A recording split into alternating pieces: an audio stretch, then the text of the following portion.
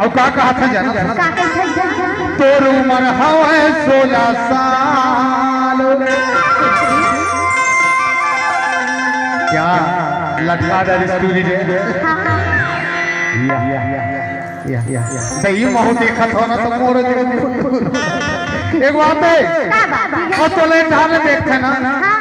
कौन मन का कथा जा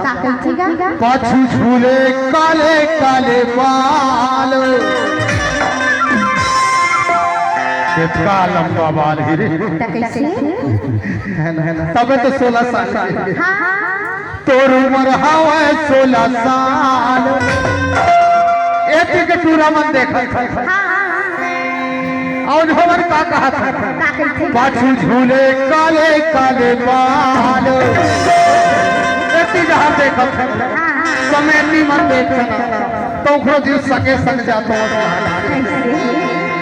तोर उम्र हवे 16 साल पाछू झूले काले काले बाल अरे सारी वाणी के जो भी जाना अभी हमारा अलग सरकार का है अरे वो तो 50-55 के है लेकिन बचपन लग नहीं भूलते सही है ना मोरा जी कैसे लगा थे जान तैहा जिंदगी के कर ले कमाल